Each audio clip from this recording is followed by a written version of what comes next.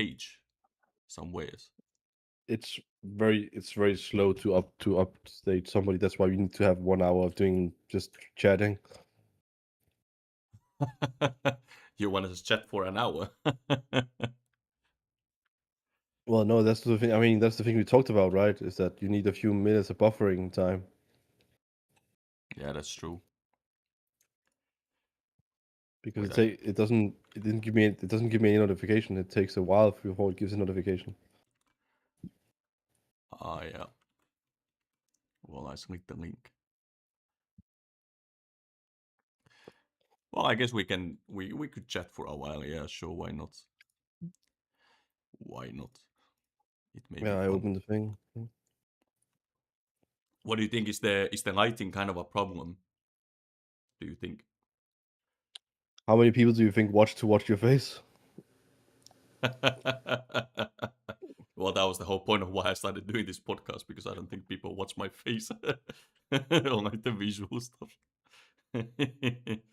Yeah. Wait, can I fix Oh, we this? already got a viewer. That was probably just It's Blue Typhoon. He's back. He's saying best fight for me will always be the final Xenos fight.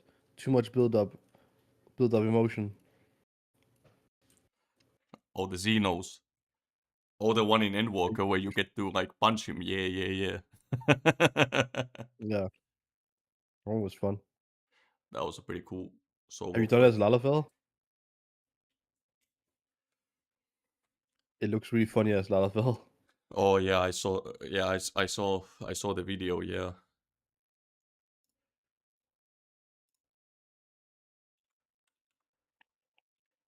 Yeah.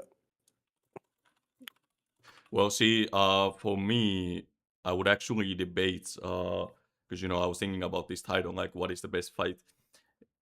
For me, it's actually kind of a toss-up between Turn 13, UCOB, and the fight we're about to talk about, which is Dragon Song Surprise Ultimate. So it's kind of a tough one for me between those three. But I'm a bit of a Bahamut fanboy, to be fair. I'm not gonna lie, I'm a Bahamut enjoyer. Yeah. Also, a nice video release. Well, I'm glad you enjoyed it, Blue Typhoon.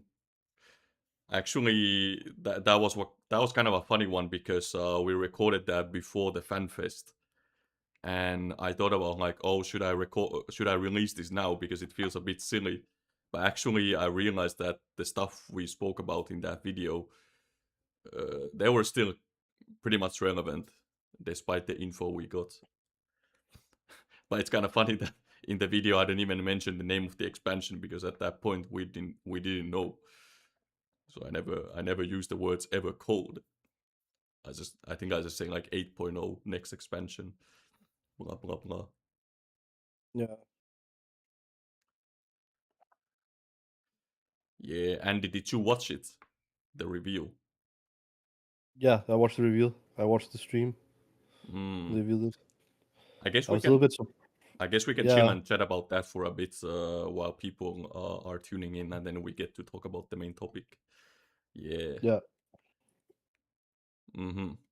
So what you think? Um I was very surprised that on the reveal that they didn't show the new class in the cinematic trailer.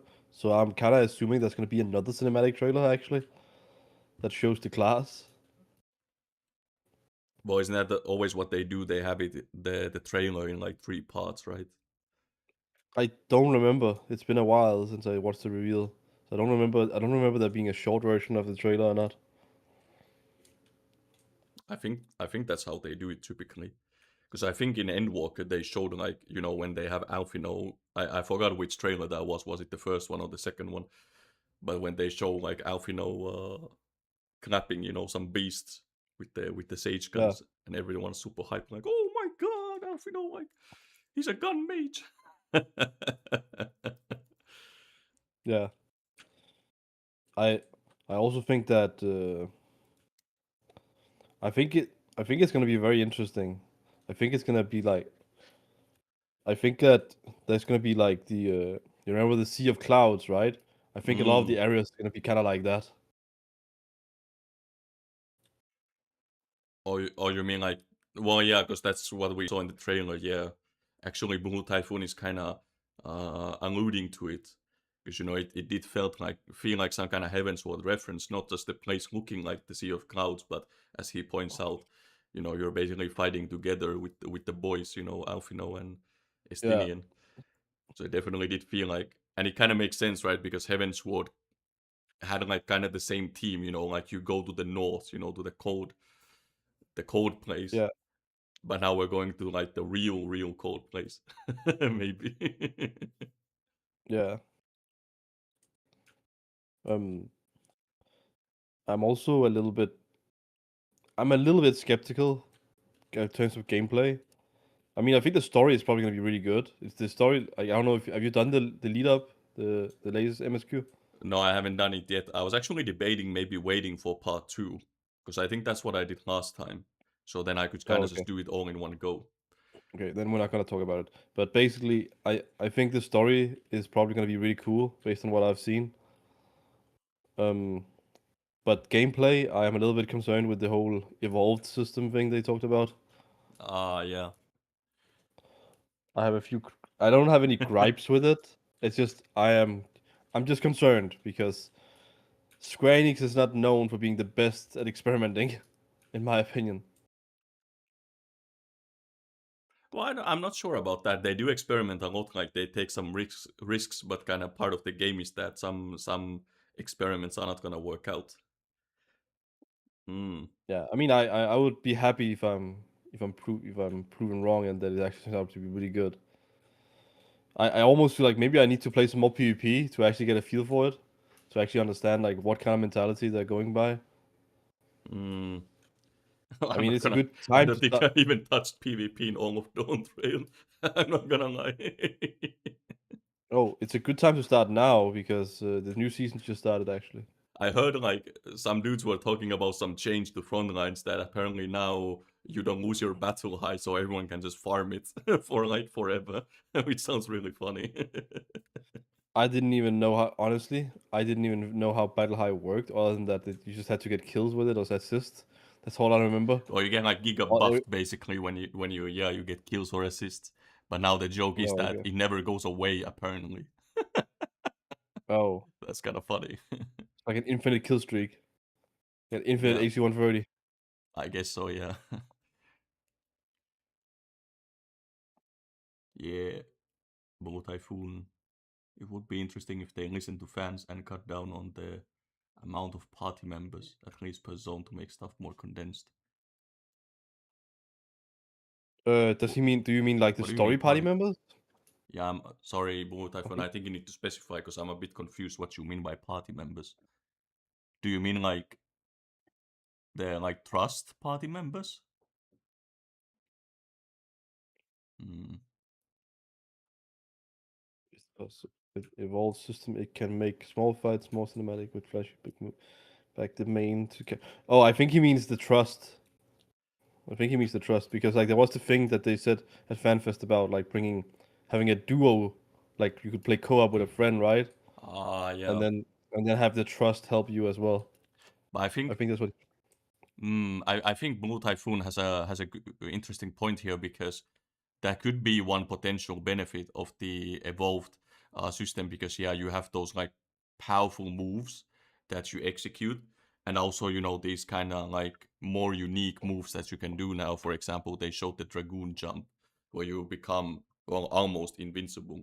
So imagine you play dragoon and you fight some big bad evil guy, in the story, and you basically dodge their attack, like their big attack, with the jump, and then you dunk on them, and then you'd feel like a badass. It was really cool, but that's why I'm saying that like we might want to play some PvP at some point because a lot of these skills they are reused from PvP, Well, I had to like say it, Dragoon but Jump. I'm not much of a PvP lover, Oh, so. that's okay. Well, basically the Dragoon Jump is just a Dragoon limit break in PvP. Oh yeah, no, I do know that much. Yeah, I know they have like yeah, you can jump on like a bunch of dudes at once, and Also, it like does I like was a more little bit damage. Yeah. Also, I was a little bit. I was surprised that they basically like remember Shield Bash, not Shield Bash, sorry, Shield Lobe. No, it's not Shield Lobe. What is the name? This You mean was shield swipe? yeah, Shield Swipe. Yeah, That's basically what the main tank thing is now, right? yeah, Like I now, saw basically it. every tank has this Mm, Shield Swipe, basically, I except it's a saw it. GCD, Yeah, except for off globe. Yeah, and to me, that's kind of like it could be really good, but it probably has to depend on the fight design. Like, do you actually have opportunities to use that?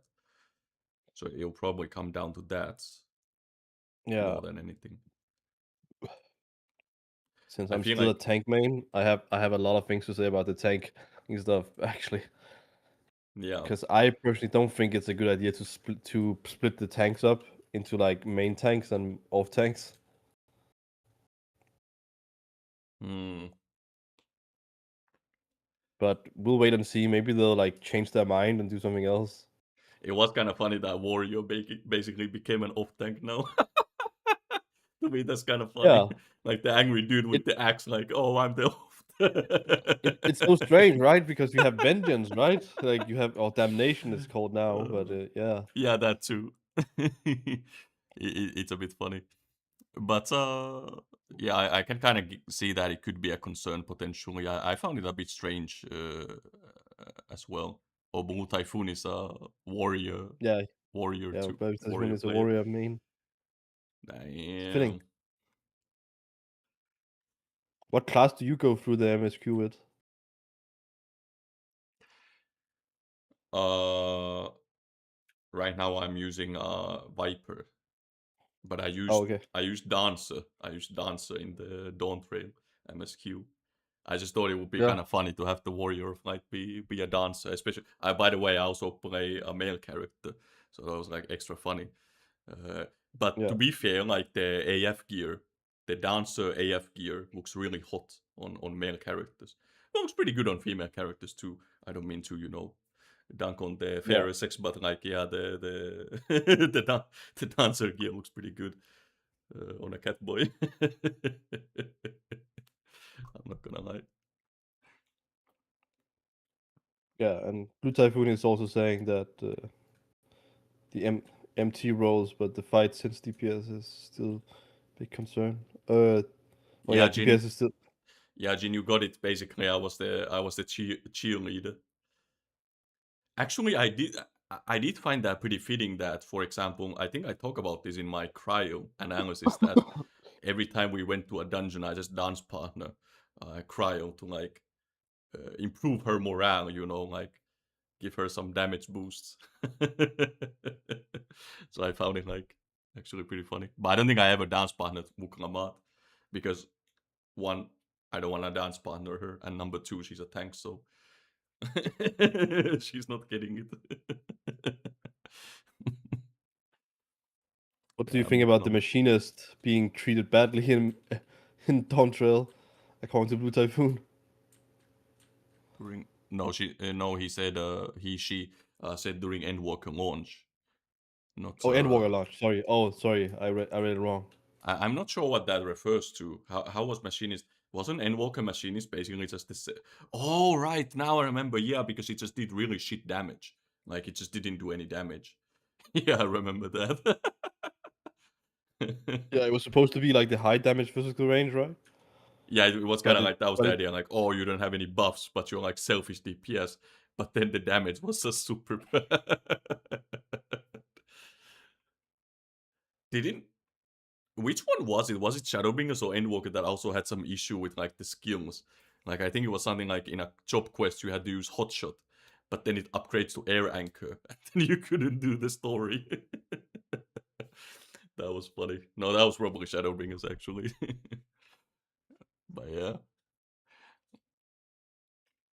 No, I do see. feel like Um, probably we could probably have an entire episode dedicated to just the talking about the evolved shops. To be honest, yeah. I do think so because it is kind of a It also seems like we got like 6 viewers now, so maybe mm, we can soon start. Maybe. oh yeah, we can get into the heart of the topic. I did make kind of I wanted to keep like a bit of a clickbait title, like the best fight. Um, the best fight in FF14. Hmm. Well, yeah, let's just get into it. So, um, what kind of intro should I make? Let me make an intro for the video first. So, what's going on, guys? It's Baker here, and today I just wanted to discuss what is, in my opinion, one of the best fights in FF14. Now, I know the title is the best fight. For me, it's kind of a toss up between, I consider the top three fights in FF14 for me, which would be Turn 13, UCOB, and DSR, the fight we're about to talk about. I'm a bit of a Bahamut enjoyer, so that's why I have both Turn 13 and UCOB like in the top. And I guess DSR is also like dragon related, so I guess you can kind of see my what appeals to me basically. But no, I consider all these fights really awesome. But I feel like especially DSR, that is Dragon Song's Reprise Ultimate, basically the uh, 6.1 Ultimate. I think it deserves kind of an episode of its own, just kind of discussing, because this episode is probably going to be me gushing quite a lot, to be honest, because there's so many things I love about it. I am going to share some grievances as well, to be fair. So it's not gonna be like completely me just fanboying, but that will be most of it. And I'm gonna split this into two parts. During the first part, I kind of just want to go over the fight and my overall thoughts on it. I'm gonna look at it from different angles. Like what do I think about the way the story, the narrative plays out, some music choices, the mechanics themselves, of course.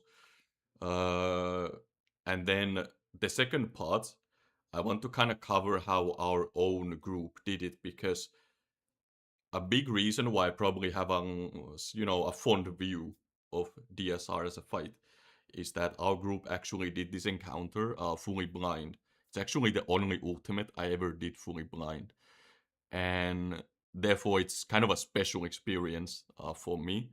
And I would kind of just love to discuss, like how we progress through those mechanics. I still have some notes. I still have the original Miro whiteboard as well, and I have some screenshots, some videos. So it could be fun. But yeah, I want this first part to be more just, again, broadly discussing the encounter and what parts I enjoyed. Again, maybe some parts I can nitpick as well. Yeah, so I would honestly say, oh, Blue Typhoon left a comment when the Yeah, he said function. when he thinks he's referring to the song, the Heaven Sword song, the dragon song. Ah, yeah. When the function is in heavenly vocals. Yeah, that's awesome. Um, so where did I have this? Ah, right here. Yeah. Well, Andy, I'm not gonna see the chat now because I'm putting my OBS over it. So Yeah, I'll keep an eye on it. we'll go back to the usual procedure. Yeah, just like make sure to have some periods in between so I don't fuck over your recording. Yeah. By the way, how did we decide it last time? Like, I kind of want your own feedback on this as well. Like, do you think I should play the footage of the fight as I speak, or just show or like pause it, or like how do you think I should do this? If you want to explain something mechanically, then you have to pause it, I think. But But if you just want some background, something that just shows in the background while you're talking about what's going on, that works mhm. too. But that depends on how much in. I think it depends on how much in detail you go. I think what I'm gonna try for now is I'll just have it kind of play in the background while I speak about this. So unfortunately, I do have a clear POV of my own, but I didn't record the first part, like the door boss. So I basically went back and looked at the day one, because I had a day one recording of our raid lead playing it. So this is his POV, but it's basically the same thing. I think this may even be our first No, I don't think this is our first clear of this, but it's among the first times we clear this door boss. Um, Blue Typhoon has a comment. He says DSR had a lot of the fight first that sorry. DSR had a lot of firsts that blew the community's mind. The checkpoints say save him, sparing Forden, multi-tower, TBs, fantastic fight all around. I agree, yeah, and that's gonna be one part of this analysis. I do want to mention, these firsts that we'll see throughout the fights.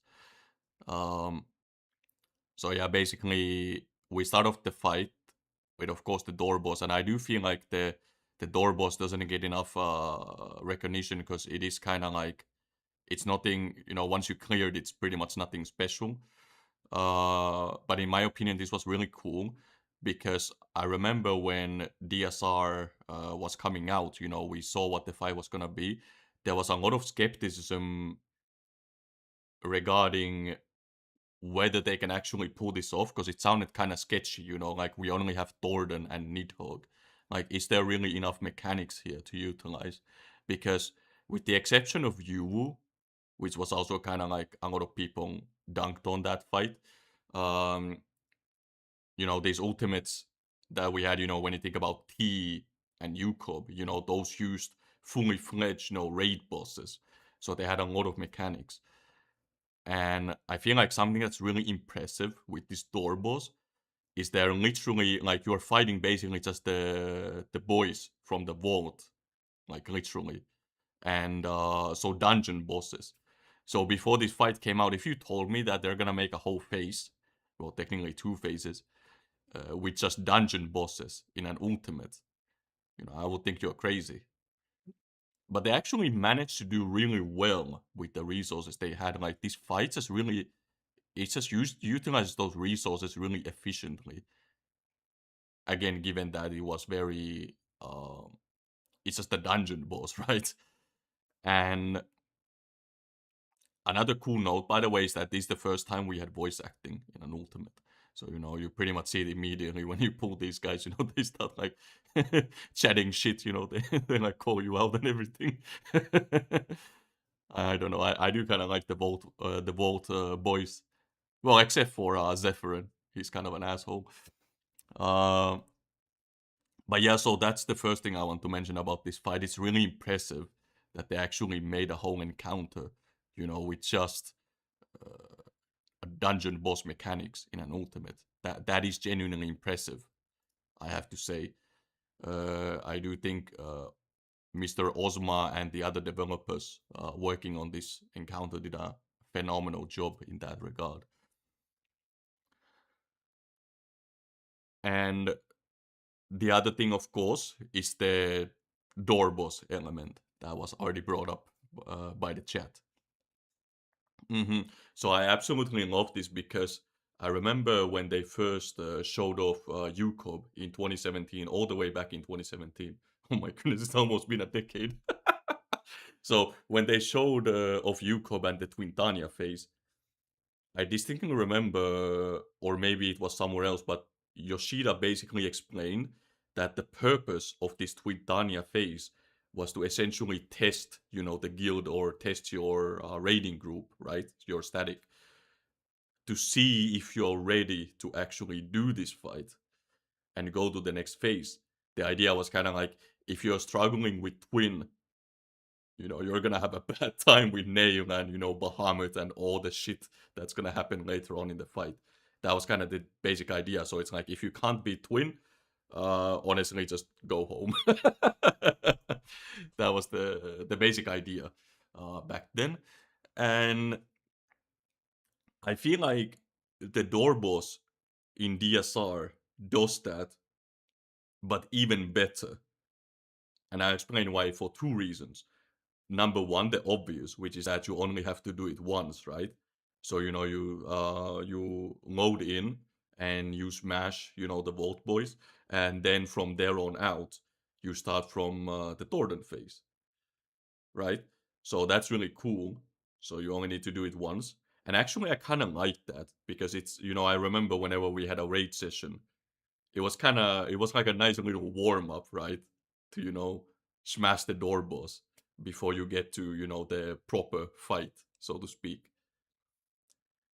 Now the second reason I think this fight does it a lot better than say Twin or Garuda is that this fight actually does a phenomenal job at basically preparing you for the mechanics that will happen later in the fight.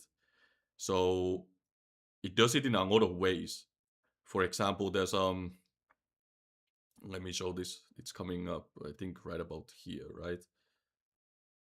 Um, well, the first and the most obvious thing is that you have to kill them at the same time, which is a mechanic that will come back in P6 of this fight, right? Where you have to keep Racevelger and Nidhogg around the same level for the, was it called Ak-Afa attack?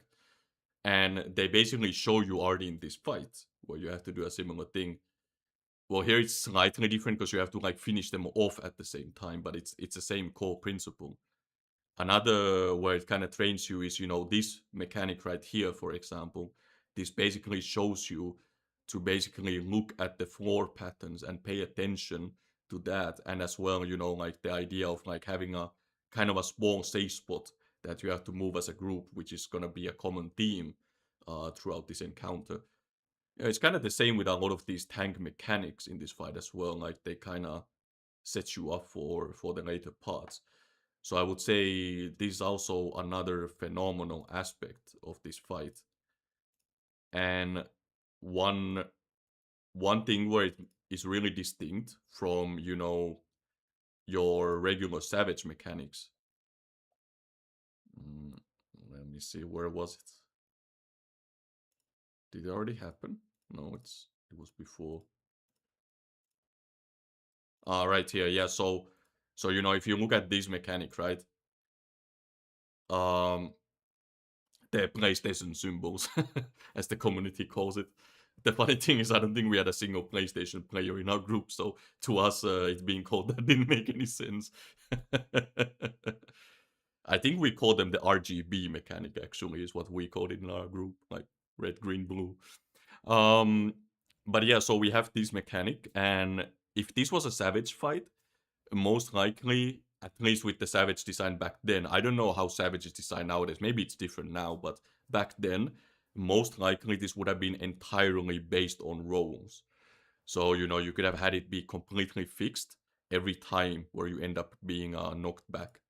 But here you have to actually pay attention. There is a little bit of variation already in the door boss. So again, this is kind of just showing you in a very concrete way that this is different from your run of the mill Savage encounter.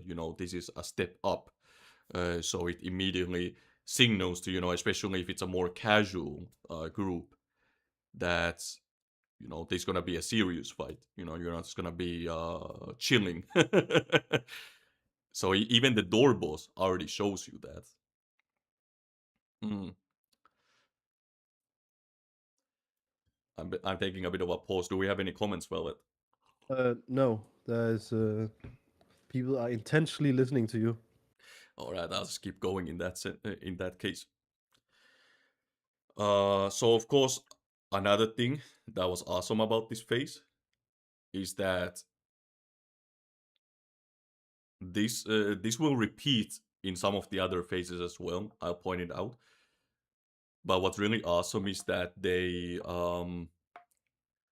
way they integrate a cutscene into gameplay, essentially. So it's about to happen right here because we're about to finish them off. Yeah. Right. Meanwhile, Blue Typhoon has a comment. He Oh, says the best mechanics are the ones where you need personal agency. yeah, when you have to pay. Exactly. This is also, by the way, another big difference between Savage and Ultimate. In Savage, usually you can just like follow a call out or always like go to the same place. But here, you really need to pay attention and, pay attention to your own mechanics as well. Um, and again, even the door boss already kind of introduces that. kind of implants it in the player's head in a way. hmm So basically, what happens here is you get sucked into this circle, kind of, and this dude pops his wings and protects cherry birds. You have to DPS him down. And what's really cool is that basically we see the cutscene after the vault play out, but in essentially gameplay. So you see right here, Orchefont is blocking the spear and he's taking damage gradually, and then he dies. And this is we were kind of joking as we were progging that it kind of feels bad that you have to see Orchefont die over and over as you prog this fight. This is kind of funny, you know. But yeah, this is really awesome because look, like guys, I'm not gonna lie. If this is actually how it played out in the story, like, just imagine, right? Like instead of after the vault, you just get the cutscene and all of this happens in a cutscene. Imagine that you had maybe, I don't know, a solo duty, or if this was part of the dungeon, and you literally see like a similar scenario, and you see Orchefont like dying, and you as the player cannot do anything about it. I mean, damn, that's cold. But this is so cool because it's in gameplay. This is something I sometimes discuss with FF14. I really want to have more situations where, you know, they express um the story through gameplay, you know, rather than just some people jokingly call FF14 like what do they call those games, like visual novels basically, because you know you go from one quest to another and then you watch cutscenes. So this was something that DSR did just brilliantly, you know, turning this sequence into like an actual gameplay moment is just awesome. Not because this mechanic itself is actually fairly like straightforward, especially if you're like a more experienced raider.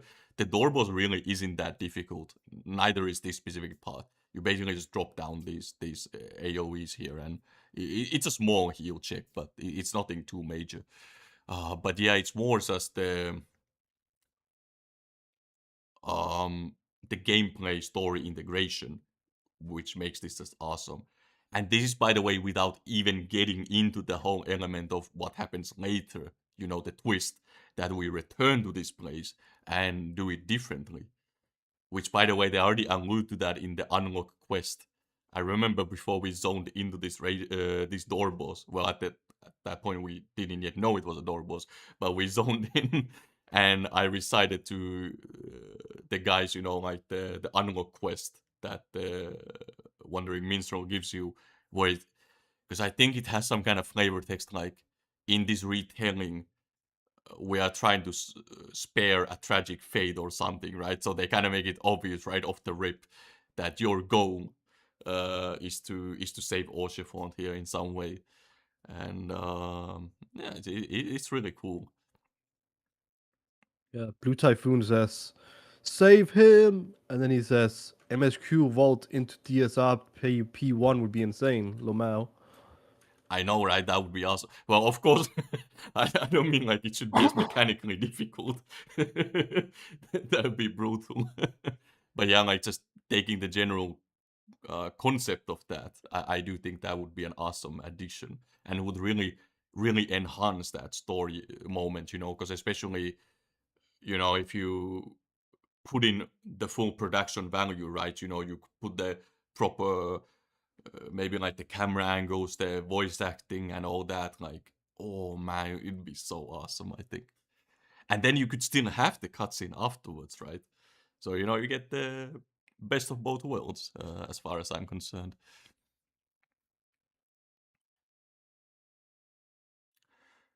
So let me just reference my notes. Yeah. And Blue Typhoon says, the start of every ultimate is like playing a scale on a piano. Monotonous, simple, repetitive, but builds the core of learning how to play the rest of the song. Yeah, and I do think, or actually, I'll come to that in the next phase because this fight also like does teach the player some useful raiding skills, I would say. So just to see like some stuff that I didn't mention, I can see on my notes. Oh no, I did mention the floor pattern. Yeah, you can pay attention to the floor pattern. That's an important element to teach you. So I write here, it has tiny amounts of RNG, but not enough to overwhelm you. The markers on dimensions slash are full RNG, but it's very generous with the amount of time to adjust. PlayStation symbols require faster adjustment, but it has some roll coding in it. On Cherry Birds, you have full control and there's no RNG. So that's kind of what I was talking about. Like, it's not as brutal as the rest of the fight, but it shows that it is not also, it's not as scripted as Savage either. There's like a nice, it's like a little, the door boss is essentially a ramp, between Savage and Ultimate. And on the topic of door boss, I do think it's a shame that they never brought it back. Well, at least at the time of making this video. I don't know if they'll bring back a door boss, in Kefka. But, I remember speaking with some people who were definitely expecting the door boss idea to return with Omega, with Top. But it just never did for some reason. Maybe the developers have some data here that, of course, I as a player, I'm not privy to. So maybe they gauge that overall reception to the door boss was not good. But to me, it's a bit strange because I honestly never heard anyone complain about the door boss. At least I don't recall any, major complaints. People were, oh, why do they have this door boss? So annoying. you know, I don't recall that. So it's a bit surprising that they didn't bring it back, to be honest. Because I personally enjoyed it. I loved it as an idea. And I think it worked brilliantly. And again, it's something that makes DSR quite unique, as people in the chat, such as Blue Typhoon mentioned at the start. Yeah. Um,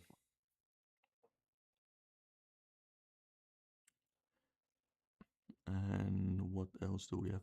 Oh, right. When I mentioned like the damage control element of having to kill the two dudes at the same time, training you for P6. Actually, it's not just P6, it's also P4. The ice phase. Technically, that one has the similar element as well. So I write here, the raid wights and stacks are lethal and tank busters hurt a lot. But I basically comment that it's far easier to deal with in reality, precisely because it's a door boss, so you can basically blow all your resources. But this is also something that will come back in the later parts of the fight, because there are some really tough mitigation checks. This fight does a lot of damage, and we'll mention some specific points as we go Yeah. along. Blue Typhoon has a comment about Nail. He says that RNG, like how Nail in UCup taught you reading comprehension, plus with the lightning debuff, it made it more dynamic beyond just knowing where to stand. You have to react. Yeah, and we all know that Construct 7 basically taught FF14 players math. Yeah. No, that's probably just wishful thinking. All right. Well, All the right. final note I write here about the door boss is basically that I like how there is a legitimate objective here in this encounter that isn't just, kill the big bad, because, they make it clear your goal is to save our boy. So that is pretty cool as well, I think. It kind of shifts the focus a bit away from just, we have to we have to smash this dude to like there's like a secondary objective, like a side quest in a way. Or actually maybe it's the other way around. Maybe I would say saving Orchiphon is like the MSQ and killing Thornton is like the side quest in this fight. It's kind of funny. Yeah. Um Besides that, I don't know if I have too much. Actually, I would say one more thing that I love about this fight because again, this comes back to like the initial reception of this encounter, which was, I remember when they teased like this image, like the teaser for DSR was because DSR had kind of a rocky development. Um, People who played back then definitely remember this really well, which was that originally DSR was meant to come out in 5.5, the last patch of Shadowbringers. But there was some development complications and they couldn't make it happen. I think it's because Endwalker was such a demanding, expansion. So they had to postpone it to 6.1 basically. But when they delayed it, when they announced it like on the live letter that they're going to delay DSR, they actually gave us a little taste of the fight, which is they showed us this arena right here, the door boss one, and that made people go kind of crazy because this was basically this is basically the landing, the landing, like the airship landing ground craft. I don't know what you call it in English, but yeah, basically everyone recognized this spot immediately. Like, oh damn, that's the place where Yeah, Orchefont. the Yeah, bridge where he mm-hmm, died. yeah, exactly. Like people recognize this is where Orchefont, meets his demise.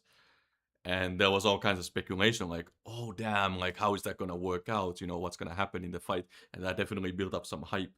And yeah, I must say, like even visually, right? When you look at this arena, I think this arena is awesome. Like look at, for example, like the background as well. You didn't really see it from here because maybe if I was in the game right now, I could show it, like pan the camera properly.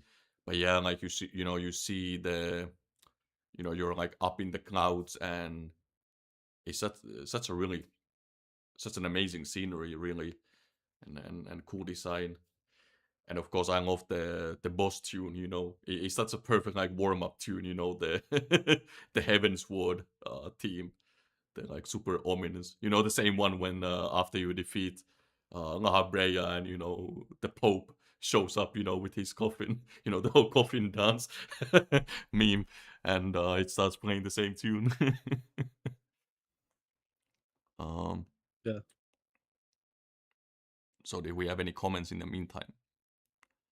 Uh, no, not yet, but we still got 5 viewers. Uh huh. Yeah. Well, let me load up the second part then, which will be my own POV. Actually, no, I don't want to open it in that.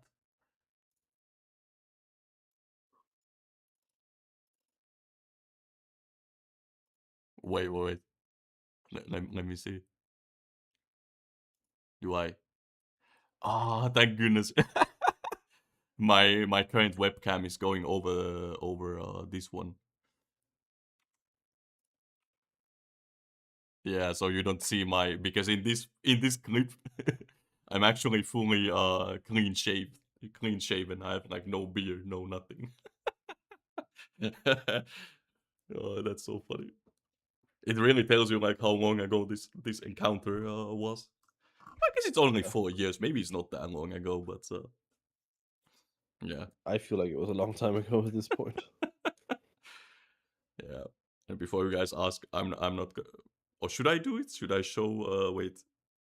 Okay, I'll do it. Look, bro. Do you see that? Oh, it's such a baby face. Actually, no, I don't think I look that bad without the Wait, beard. the stream is delayed a bit. There we go. Yeah, Okay, but now you'll we see see it it. soon. Yeah. Look at that. That's so funny. I've done like a similar as like the warrior flight, the Derplander, like in each trailer, like he grows a bit more, like the beard. Yeah, I've done a similar character progression. I'm surprised the Blender doesn't have a full beard at this point still. I know, right? Like how long is it gonna take? Well, I guess it makes sense because in universe terms, like it has been like fuck all time has passed because the passing of time in FF14 is kind of weird. Uh huh. Yeah, and Blue Typhoon says Forden hitting you with like 8 mechanics at once, plus the gaze was crazy to see as a spectator. I can imagine this fight must have been so wild to just spectate it and be like, what the hell is going on here? I can definitely imagine, yeah. Right, so now we go into P2. And well, I always kind of debated this term because to me this feels more like P1, right? Because you always start back from here when you wipe. But people call it P2, so whatever. I'm just gonna call it P2. So yeah, we go into P2, and of course the very first thing that surprised a lot of people and indeed surprised our group, it kind of ties into what we were just talking about with the door boss, but was indeed the fact that there was a checkpoint. Like we were visibly confused, like the John Cena like confused like meme gif. Like that was literally our group. Probably a lot of groups, because I imagine a lot of groups did probably the door boss completely blind. So this was such a cool surprise to the players. It's like, oh shit, there's a checkpoint. And it actually kind of spawned a meme, like an inside meme in our group, where we kept expecting like checkpoints. Like every time we reach a new phase, someone throws like the comment like, "Oh, is there gonna be a checkpoint? Checkpoint, please," which was pretty funny. And but yeah, so the checkpoint that was pretty cool. I'm not gonna lie, that was a pleasant surprise. And something else about this boss is right here. So I have two comments about this. I know this sounds like I'm like padding out this video. I swear I'm not, but I have to pause on this auto attack because there's two cool things about this auto attack right here, which is that number one, this guy actually has like voice lines. You can kind of hear it if you prog this fight enough. Well, actually, you probably hear it like almost on the first pull immediately, which is like whenever he does an auto attack, he has like a little voice line attached to it. He says something like "die" or something like that. I remember exactly what he says, but yeah, he basically um, shit talks the tank, while he's smashing him with his sword, and that's really cool. I think they had this technology before. I think Agrius had this Mm. in the Ivangese raid in Orbon Monastery. I think she had a similar thing where she had like a voice line tied to like the autos. But in any case, it was really cool that they actually implemented that here. I This believe didn't Livia also have voice lines too? well, He used to say like, I mean specifically like after an auto attack. I don't remember if she did. "Oh, oh, okay." Um, the second thing that's really cool about this auto is that it actually cleaves. So like when Doran auto attacks with his sword, like he slams his sword down, it actually does like an AoE around it, which is kind of like a useless fact. Like probably a lot of people don't even know that because it's like, why the hell would you stand with the tank? But in my opinion, it's kind of metal, right? Like his sword is so powerful that it creates like a freaking vibration around the tank and does like an AoE. It's kind of cool. We Um, got all the comments actually. They say, Blue Typhoon says, "Filthy wretch." I remember a lot. And then Jin comes in and says, "The original Fallen does it too. I think the Ravana did it as well." And Blue Typhoon oh, then also says, "Thunder God and Yismat are phenomenal fights just for their vocals, for the choice. I mean, mm. for the voices. I mean, for the voices." Yeah, sorry, I misread. Yeah, I think Jin is right. Yeah, now that I think back to the Ravana encounter, for example, I didn't recall the OG Thornton having these lines, but you're probably right. Yeah, I may be just misremembering it. So it's definitely, but as I said, in any case, it's not unique. Like it's not the first for this specific encounter, but it is cool to see it in an ultimate. Was more what I was getting at. Um, and yeah, I wanted to do like a funny side comment on the auto attack. Like, can you imagine if this was released during Stormblood? Can you imagine the JP groups, the speedrunning groups, like how much LB cheese they would do with those those auto attacks. Basically, just have the party take all the autos and just build up the LB3 right off the rip. That'd be so funny. Yeah. Yeah. Am I good to continue? Yeah, you can go on. Yeah. Just wanted to make sure that we address the comments first. So we move a bit here. This mechanic was kind of confusing for a lot of people. Like first time, like this takes a while to. Well, not a while. It took just a couple of pulls, but it's not immediately apparent that this is a twister. But it's basically just a twister you move out at the end of the cast. And oh yeah, and this. Oh, I love this cleave, by the way. This cleave right here is so badass, man. Like the way he just like look at this. Like he does the mechanic, right? And then he just starts Yeah. annihilating the tank. And by the way, we make it look kind of easy because we throw like so much meat on that thing. But bro, like that cleave hurts a lot. Like it's not like some weak like run of the mill, tank buster. Like it demolishes the tank. So it's really cool, right? Like Thornton is like he's taking no prisoners, right? Like he's immediately just going into it like, oh fuck the tank. I just love that.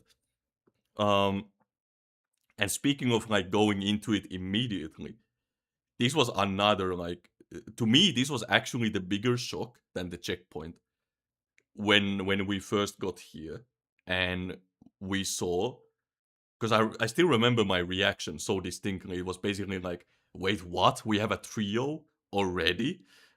I was so confused because up until this point, and actually I believe in every Ultimate since as well, at least in Omega, they established a pattern, right? That you first go through like a couple of individual phases and then they combine all the enemies and they do like these combined trio type attacks. That was the pattern in all three of the previous ultimates before this. So when we talk about DSR kind of innovating, this was another one of those aspects. And I would actually argue that besides UCOB being the original one, I feel like DSR was really the only ultimate that experimented and broke like the mold set by UCOB. Like that was the only DSR was the only one who broke that mold like in a significant way, whereas the other ultimates kind of played it very safe. Like it's very the pattern is very similar to what UCOB does, and that's not a bad thing, by the way, of course, because UCOB was such a success in terms of game design, so it makes sense that they kind of like copied that model. So I'm not saying that's a bad thing, but I will say that it is something to DSR's credit that it, at least I feel that this was by far the most unique ultimate they released since I guess UCO. But again, that's kind of weird to gauge because it was the first one. I mean, you could say, of course, for example, you had the whole like puzzle riddle mechanic like that did also mix things up a bit, so you could argue, but I don't know, I do feel like fundamentally DSR was the most innovative one. I would make that claim myself, but I don't know if that's a hot take. mm, so oh, and actually another thing I wanted to touch on, give me a second, we need to go back to the other clip because you don't actually see that here. So we need to go like to the moment that you. All right, so we're back here. Guys, I'm showing this just to show you guys Oshifon getting killed again. I'm very sadistic. No, I'm just kidding. So this is what I wanted to draw attention to. This dialogue box right here. Now again, guys, I'm not shitting you. I'm not like I sound like a high schooler, trying to pad out the essay. But I love the fact that they basically this complements the thing I said about the whole tying the Oshifont cutscene into gameplay. I freaking love the fact that they have the wandering minstrel kind of narrating this encounter as you go. So it feels like a proper story, like this epic narrative that goes on. Because in the other ultimates, well, let's take Yuko for example, right? There is a narrative in the other ultimates as well, but they don't kind of like visualize it in quite the same way. So, for example, when you defeat Quintania, Neo Deus Darkus kind of just appears like with Heaven's Fall and just starts like blowing up the tank. Then Bahamut shows up in like the fireball, and it kind of feels like almost like a fever dream. Like things kind of just go from one thing to the next. It's kind of the same with like the ultimate that came after this, the Omega one, right? Like you defeat the beetle form of Omega, he just jumps up, and then all of a sudden M and F are in front of you, and it's kind of like, of course, through the context of the original story what happens, but it's kind of funny, like, wait, what? Like, how does the beetle turn into like a hot waifu and husband all of a sudden? um, so I love the fact that here they actually make this effort to like show like, oh, there's like an ongoing narrative, like they bridge the phases through this, the story that the wandering minstrel is explaining here. Again, it's such a small thing, but I think it really adds to the overall vibe of this fight to just make it feel so, I guess, epic.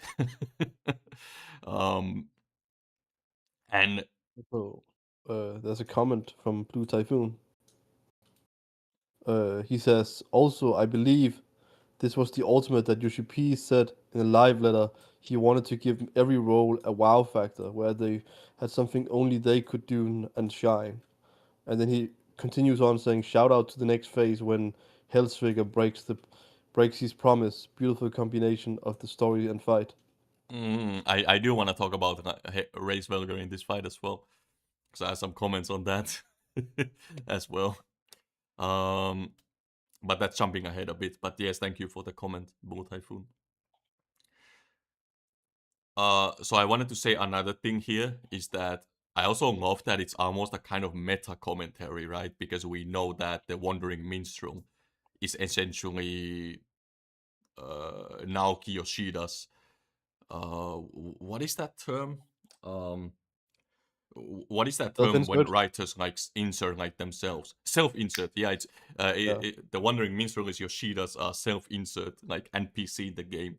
So it also has like a double meaning that the Wandering Minstrel is narrating this, because it's essentially the developers like kind of explaining the fight as you go. So it is also like a bit of like meta commentary as well. It's kind of funny in my opinion. Right, but that was the thing I wanted to show, because I thought that was pretty cool. I almost Yeah. forgot to mention that. So now we can go back to my own POV, which by the way, I do want to say in advance that I play really awful, if I recall. Because this was kind of funny. This was our first pull of the day. We arranged like a whole raiding day, like 6 hours or something, to like clear this fight, and we literally do it on the first pull. And I had just woken up. I was super like still like very like tired or like groggy. I'm like barely paying attention. I think I literally dropped like Huton like 2 times in this fight or something. So if you see some really stupid ninja gameplay, you know the reason. Okay. Yeah, it's okay. Uh, so here is the next thing I wanted to gush about. So it's kind of again a small thing, but they actually did do this ever since UCOB. In fact, I remember this was, I think, the first teaser image they had of UCOB. It was basically Bahamut, Twintania, and Neon, like side by side. And we know afterwards that that was just the trio animation, right? Like when they're about to do a trio and they're like bunched up. But I remember when people saw that image, people went crazy. It's like, oh my god, you're fighting all three bosses at once. Like, oh my god, what kind of mechanics are they cooking up? And so ever since then, it's become kind of an iconic aspect of each ultimate that when the bosses do like the trio mechanics, that is, they use all the bosses in the encounter. Same thing with, Cruise Chaser and Brute Justice in T, for example. It's such a badass moment, when you see all the enemies like together. It gives like a bit of an intimidating factor. It's like, oh shit, like what's gonna happen? And I feel like it works even better with DSR because what they have here is basically they have all of the knights like in a circle around Thornton as he's about to do the trio. So it definitely creates this kind of like, yeah, like this image of like a massive threat like before the mechanic. It's like, oh shit, like all the dudes just appear before the mechanic. Like what are they gonna do? Like there's so many guys here. And what's really cool, by the way, is that later on, not only will you see these guys but also the dragons. They actually build on that. This is really cool. And yeah, but I wanted to continue on the whole topic of like them having the trios already, like immediately when you start the fight. I think it works really well in this specific encounter because they essentially break them up into two parts, right? So you have four trios in this fight total. Um, you have the first two right here at the beginning, and then you have the next two in P5 when you basically enter the alternate timeline. So I really like that, splits. So I feel like it does the fight a really good service. Um, and all the trios are really distinct from each other as well, which is really cool. Although, in my opinion, the weakest trio is the third one. I'll talk more about that when we get there. Blue Um. Typhoon says, old Astrocard crying emoji. Oh yeah. There was something else I wanted to say about the trios. Well, maybe I'll mention them once I get to my notes. Once I read up on my, because currently I'm not reading on my notes. I'm literally gushing. I'm just playing the fight and gushing as we go along. Um. So the first trio, I think, is a bit underrated. I feel like it's because you kind of just you go through it so many times. But I really like this first trio. I think it does a really good job of like challenging the player, but not like it's like the perfect first trio, right? Like it's kind of challenging, has some variables, but it's manageable. And then the next one, the second trio, really ramps it up. But this one, the the difficulty progression in this first phase with the Thornton phase is really good. It's really strong because both trios really built on themselves. Like the difficulty escalates in a really smooth way, which is not always the case, right? Like in some ultimates, you have trios that are kind of like some trios are far easier than others, and it kind of feels like, oh, like why is this even here? Almost. But here, no, it is done really well. And at the beginning, I mentioned that this fight teaches you some stuff. So one thing that this fight does. Actually, let me see if I can pause it at the exact frame. So here you have one of the first things that it's kind of debatable whether you want to say like was unique to this fight per se. Mm, we've had mechanics like predation before in Yuwu that required you to stand on like a very specific pixel to survive it, right? You guys probably remember. Anyone who did you remembers. You know, the fourth rune that you have to stand on specifically to avoid getting damage. Um, so it's not the first time that we have like a mechanic that requires you to stand like at a very precise spot. But I would say DSR, this was definitely a common theme throughout DSR. And I already alluded to it during the door boss. But with the door boss, it was a bit more generous. But here it starts to get really serious because as you can see on this layout we have right here, this is pretty much the way to do the mechanic. You will have eight lightning AoEs, and you have two save spots on each side of the arena. And you have to really squeeze together in this tight space and spread out these AoEs. So I think, let me show. So yeah, as you can see here, like, if you look at the AoE right here, like, I'm really close to clipping mine with this other person and this person.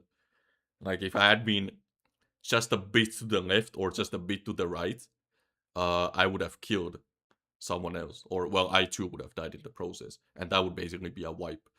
So this fight basically trains you to really pay attention to your position on the map and like place yourself perfectly, not like roughly around there, but rather like really perfectly in a Yeah. certain position. I feel like this fight single-handedly probably improved people's like skill levels massively, precisely because it requires you to do this. Blue Typhoon has two comments about that. He says, it's also nice that the knights work in duos in tandem with their weapons like the earth shakers and the Mm. towers. And then he follows up by saying, the realest ones in Uvu for predation could ignore the party stack and still find the safe spot close to the Ifrit. Oh yeah. Well, predation is kind of funny because you can also you can also just cheese like the Ifrit dash, like just put up some Yeah. shields and just eat the Ifrit dash. I think that's what a lot of people did. um, so I guess that like further reaffirms the point that even in the case of like predation with you, like it wasn't even that like threatening. But here, like there is no like way to cheese it or like some easy solution. You just have to pay attention, or you die. Yeah. So yeah, this first trio is really cool. I like this first bit here where you have like you basically have these dragoons here. They form like a kind of like, as I said, they create two safe spots. Then Thornton does the lightning AoEs, and then you have this guy who does like the earthquake. So you have to having this guy here is nice because that means you have to like kind of pay attention like where he is. Uh, Instead of just like doing the mechanic the same way every time, because as you can see here, right, like you have to kind of be careful how you dodge this. And then you have the twister thing again, I think. And then you have this part is also really cool. I love the fact that the tanks basically get their own little job here, where the tanks basically gets I love the way they brought this back from like from the vault boys, you know, this whole like holy blade dance they do here, like basically the LB that we use, the melee LB. So this gives the tanks like a unique role. And again, same as what I said with the Thornton Cleave, like this thing hurts a lot. So you know, be prepared to throw a lot of mitigation or just invuln it.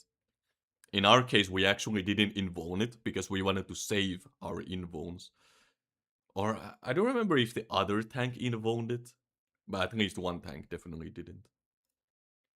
Um, but yeah, I love the second part, and it's especially like, of course, this is something I like about DSR is that it immediately, you know, in the lead up to this fight, one of the things people said like, oh damn, it's gonna be a Heavensward themed ultimate, and people are just having like PTSD, like, oh, there's gonna be so many towers. So I love how the the developers basically took that feedback and basically just made sure that immediately when you start this fight, you just see all these towers. I thought that was pretty funny. And unlike Thornton EX, by the way, where missing a tower you just get some damage and paralysis, of course here missing this tower is basically GG, game over. This they kind of changed the way this spear works a bit here. I think because in Thornton EX this is just proximity damage, but here it has like an actual AOE as well. And this is, by the way, not the only type. They actually took the liberty to change some mechanics. There is another major one later on that I'll bring up. But yeah, a really cool mechanic here. So like, I really love the first trio. I think it's underrated. I think he does a really good job at setting up the fight. And then he does the Ancient Quake, and again, this thing hurts like a motherfucker. Like you really have to mitigate this, or you're in big trouble. And again, the Tank Buster. So this time he does like his actual Buster, and again, he does the 3 cleaves. So it's like Thornton just doesn't give a fuck. Like, he's out to destroy the tank. And now we get to like one of the. This is actually one of my all-time favorite mechanics in this game. I love this trio. It's so awesome, especially the second part. It's called Sanctity of the Ward, basically. I feel like the first part isn't like too special. Even blind progging, this wasn't like too exciting. Though, yeah, it's just like there's just some jumps. But this part,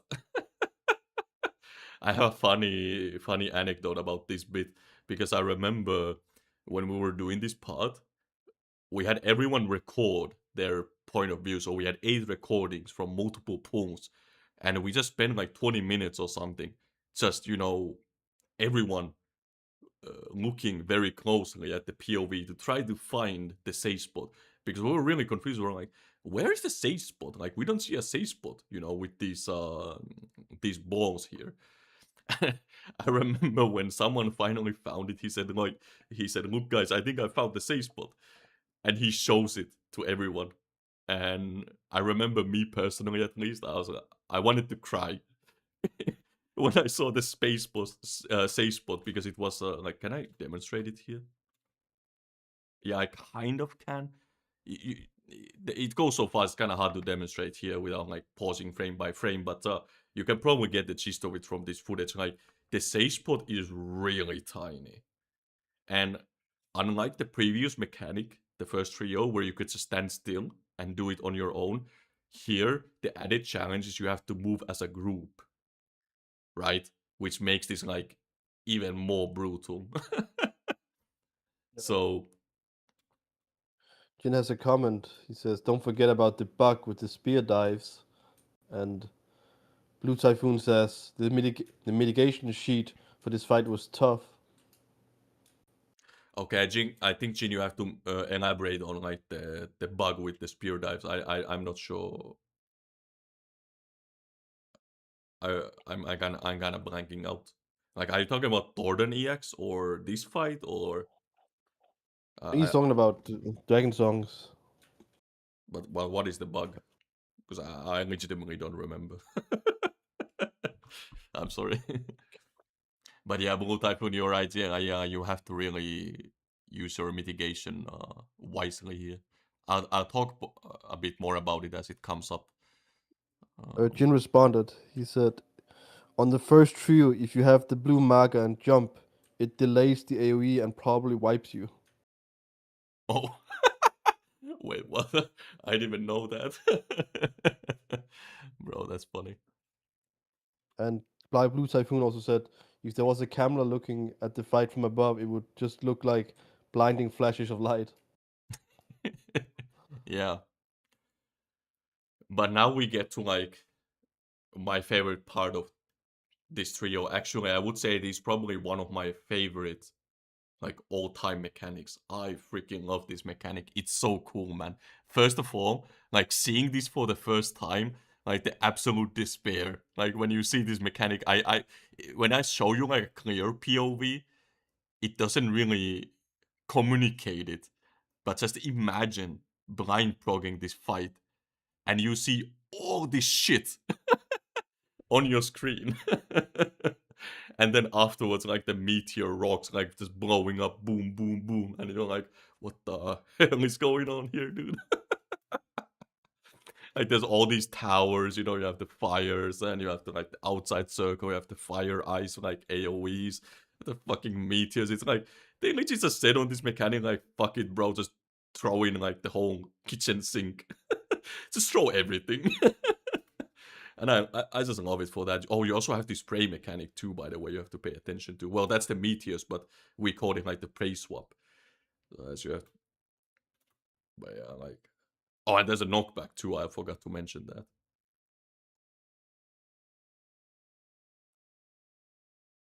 But yeah, so I kind of just played out the mechanic just then. So let me pause here. So basically, what I love about this mechanic, again, it's not just the whole like, it looks really fucking cool, but it's such an interesting and unique mechanic in how it's framed, with these meteors, where you have to really pay attention to how many steps you're taking and where you also end up. So it has like this rotation element. I don't know, maybe it's just me. Maybe there are similar mechanics to this game and I'm just dumb. But this definitely feels to me like a completely unique mechanic in FF14. I cannot think of other mechanics in the game that function like this. Um, and it's just really cool. Of course, if I had to say like one nitpick, I think the meme about this mechanic, which we also pointed out to each other during prog, is that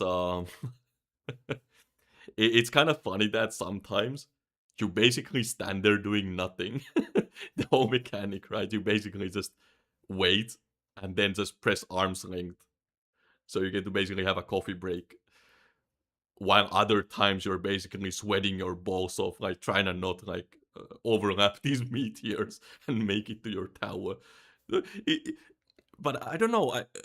At first, when we prog this, I kind of didn't like that. That the mechanic worked like that. That sometimes you're just turning your brain off, other times sweating. But I think later on, I actually came to appreciate it. I actually kind of like that there's a mechanic that kind of keeps you on your toes. It's like a dice roll. Like, what are you gonna get this time? Are you gonna sweat it, or is it gonna be chilling? I don't know. I kind of like that, to be honest. And it really allows you to show like skill expression, because sometimes you end up having to do like a really short, like you have the shortest amount of distance right between the positions. So you have to place the meteors, like the rocks, in a very tight pattern. It's like very unforgiving. And bro, I remember the first time I did that, I was like, bro, like, I felt like a Giga Chad.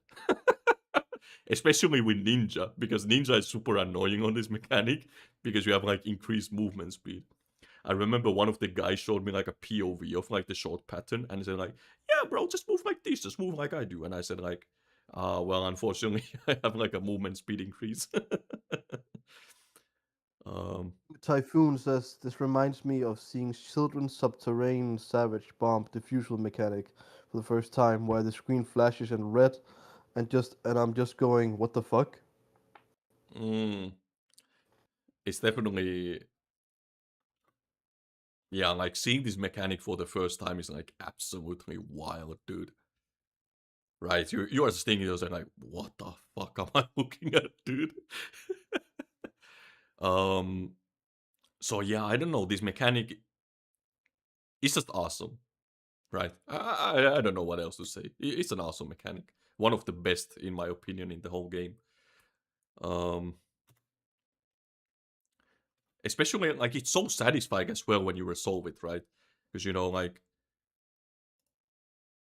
everyone makes it to their towers at the end, you know, and it just resolves like that, right? Like very clean. And then the way this like transitions into Thornton appearing here, right? And the whole environment changes, like, it's such a cool sequence, man.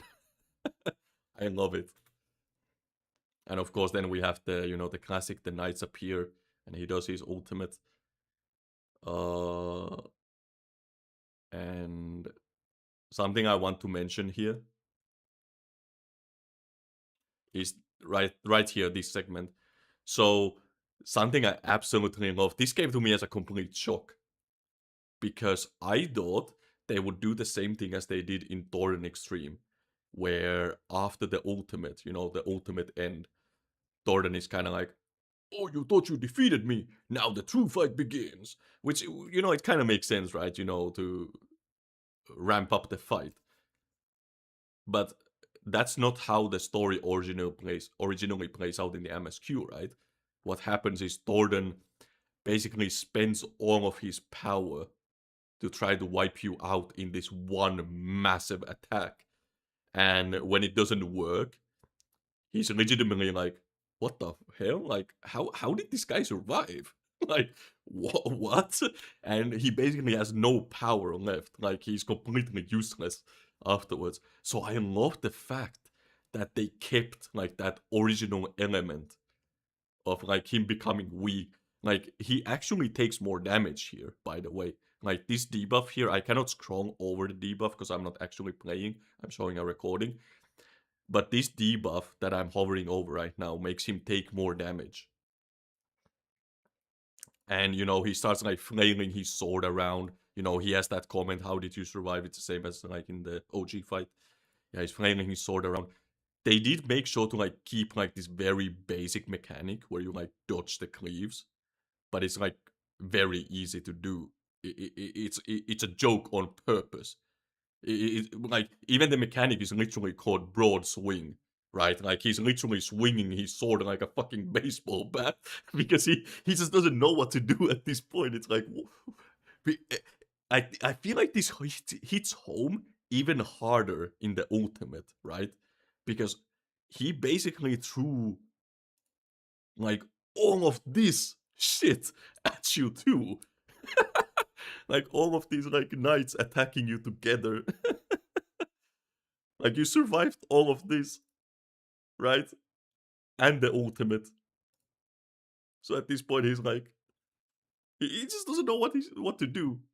And yeah, so I freaking love the fact that they kept that element. It makes you feel so badass in this fight. Uh, when you smoke Thornton at the end here. Blue Typhoon says making his flailing stand flake sorry, making his flailing final stand have deadly mechanics was a pleasant surprise. Yeah, and absolutely, yeah, you are correct, Blue Typhoon. It added so much, yeah, because they could have done a like generic thing, which is what they did with the extreme, which was like, "Oh, now I'm really powerful. Like, you thought that was something, bro. Now we're gonna show you the true power." But they instead actually kept the OG script in a way, which is just, I don't know. I freaking love that. And I wanted to also show something here, but unfortunately we kill him so fast that he doesn't get to do it. I forgot the exact name, but I think his enrage is called something like Etheric Burst, which the way I always kind of imagined it is in like a final act of desperation, he basically tries to blow up his entire soul, like his entire being, in like the last ditch effort. Because at this point, he doesn't even care about like his plans, to get rid of the dragons, to get rid of the Ascians, etc. Like you already basically curbed his plans. At this point, he just wants to take you out of spite, basically. And I freaking love that. And you basically like smash him before he gets to finish his attack. Okay, so before we go to the next phase, I want to again reference my notes just to see if I forgot to mention something.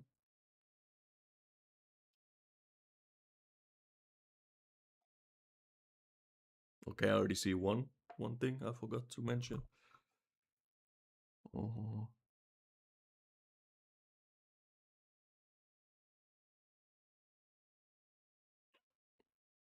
Mm-hmm. Yep. Okay, so there are a few things I want to touch on. So first of all, regarding the first trio, I was gushing about the first trio a bit. I wrote down in my notes that it basically needs to have some variance so as to not be boring, because they know that the players, because the checkpoint is right before the first trio, the players will do that mechanic a thousand times. Um, so they have to make it engaging, right? So you don't just sleep. I think they did a pretty good job. Another thing in my notes here is that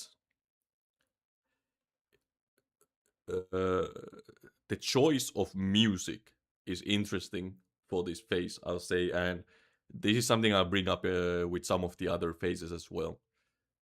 Um, because in Thornton EX, before he goes to the final phase, they play a song called "Heroes Never Die," which is like kind of a play on the fact that Thornton's OG theme is Heroes, and it's interesting to me because the extreme version of the song has a longer loop. It's like a 3 minute loop, I think, as opposed to 80 seconds, as I write down here. I don't know if that's entirely correct, but in any case, it's a longer loop. So I was kind of wondering if it would have been better to have the longer song, because you'll be hearing this a lot, since you'll be wiping to those meteors a lot, and it would have also meant they could have played the orchestral version of Thornton's theme in the final phase. But I also bring that up once I get there. So I don't know. To me, it felt a bit strange, but I guess maybe the reason they wanted to play Thornton's proper theme here is that it does add more tension that way. Definitely. So I don't know. I'm kind of neutral on it, like whichever would have been better. I love says the phase was very interesting to watch after we finished Prague because all the people who chose to burst into damage up because all the people who chose to burst into the damage up. Oh, right, because you get a damage buff right at the Yep. end. Mm-hmm. Actually, Amos is kind of right because I was kind of gushing about the fact that Thornton takes more damage after the ultimate. I was gushing about it more from like I guess like narrative point of view, fight narrative point of view. But he's right that it is also a mechanical consideration, which is kind of like, do you delay your attacks until after it, or do you use them before so they align better later? I think, or something like that. I remember it being Yeah. like a consideration. Yeah. He says a lot of DPS check complaints came from people's inability to adjust their rotation. Mm.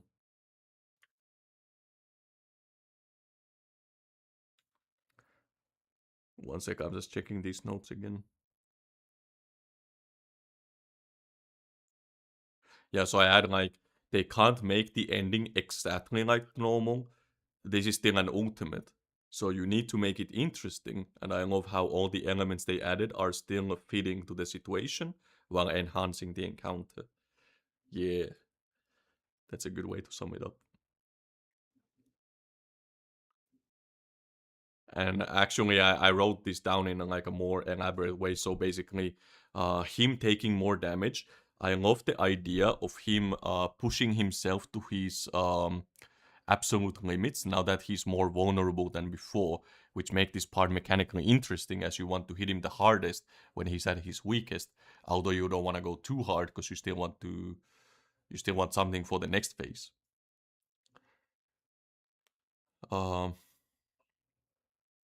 okay. Oh yes, another thing by the way, if we go back to the encounter, or actually I don't need to show it, but basically the whole Thornton phase is only like 2 minutes or 3 minutes, I think. Or I don't remember exactly how long it is, but it's a very short phase.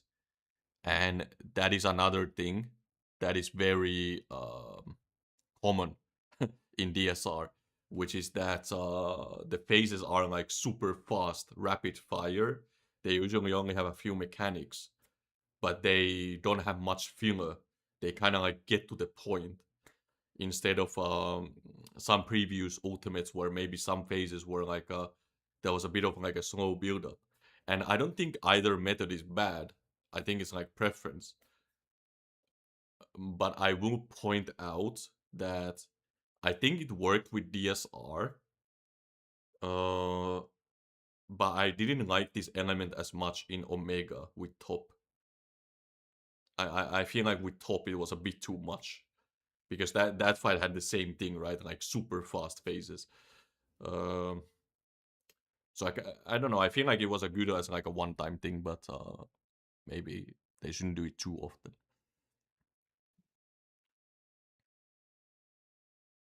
Mm-hmm. Okay. Yeah, I think that was all the notes I had on that phase. Wait, there's more. Well, there's a phase Wait, how 3. long? Yeah, I know. I just it's because like we're going, we like I we've think been I do have jamming for a fewer long things time. to say from for like the following phases. Although Okay. I think we will have to make another stream for like the part of talking Yeah, about the fight drop. we'll have to make a part two, I think. I think so, yeah.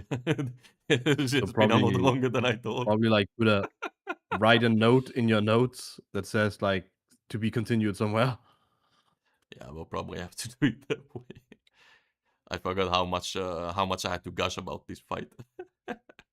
Well, let's just see. Uh, Honestly, just let me know if you either want a break or to end it, the stream, like how long uh, you can stay for. we can go. Let's just go one more phase and then end it, and then we can make a part two next time, maybe next week or maybe even tomorrow or something or whenever you feel like it. My proposal would be to do one more phase and then take a break. Okay. So at least we're not doing all of this in one go. By the way, what is my Yeah. webcam doing? Okay, there we go. It's fixed. Wait, Blue Typhoon has a question. Yeah, Would you say it's the colors that makes DSR stand out? Like how top doesn't have enough to differentiate with the monochrome? I think so. Yeah, there is actually, especially one part of our top, which is super egregious in my opinion, where the color matching like with the mechanics was done just super awful. Like there's one mechanic where you have yellow towers on top of a yellow arena, and it's like super hard to actually see like where the fuck these towers are. So I do think that top had some visual design troubles. Um, but I don't want to get too much into like ranting about top here. Because Also, I forgot to mention that Jin was saying that I remember we always had to hold for Dragoon to get their last jump in. On oh yeah, referring to the last phase for the Mirage on dive, yeah. last. Yeah. Yeah, the holding was pretty insane. Yeah, so now we go into P3. And actually, yeah, honestly, P3 is gonna be really fast anyway, I think. I don't have much to say about P3, but I will say one thing, which is really cool in my opinion. Well, first of all, again, you can see like the narration, right? Wait, this stream is a little bit delayed. Oh no, it's fine, but basically I'm just pointing out like there is the narration element again. So like when you defeat Thornton, Yoshida once again like continues the story before Nidhogg comes down. Yeah. So yeah, like the arena changes and he does final chorus. So this is something I wanted to point out, that something I love about this fight is that hello? Like okay, there we Hello? go.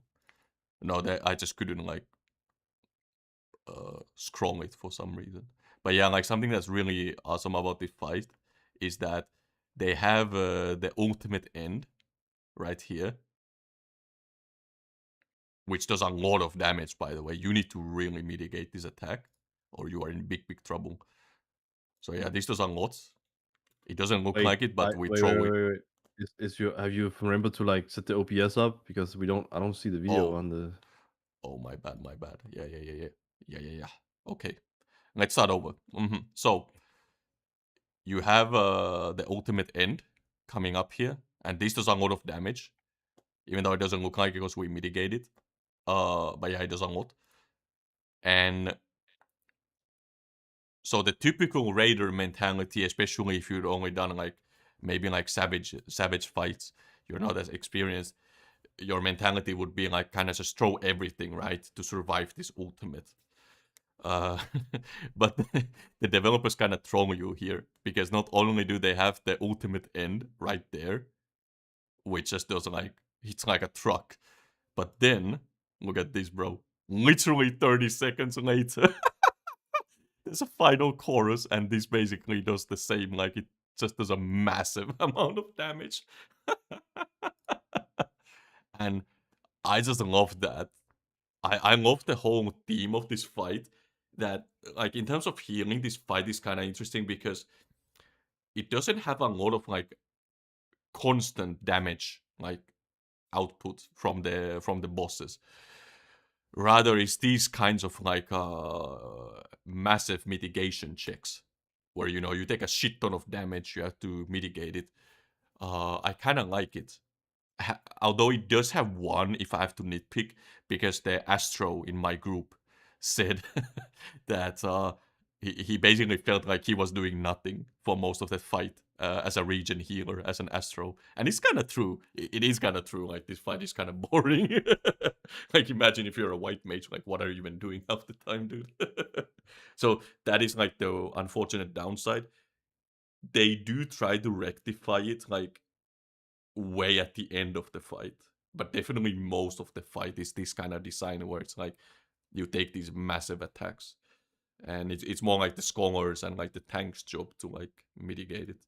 But this is also where it helps a lot if you have jobs that can bring extra mitigation. Like in our case, we had Astro and Red Mage that could bring extra mitigation, Machinist as well. Um, so P3, I don't have much to say about this mechanic necessarily.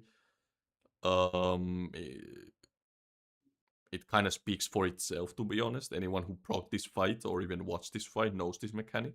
It's kind of a brutal mechanic because there's like this mechanic is brutal because you just have to remember and like memorize and get good at all of these patterns. There is kind of like no cheating about it. You cannot force like, oh, I always only get a 3 marker, for example. No. You have to know how to do everything. And I think that makes it kind of cool. And another thing, it kind of coincides with what I said about the back-to-back ultimates, is that I feel like the main reason this mechanic is so brutal is because precisely a while ago, right? You had to do this mechanic. So it's kind of like, actually, let's see. Let's forward here. 30 seconds. 30 seconds.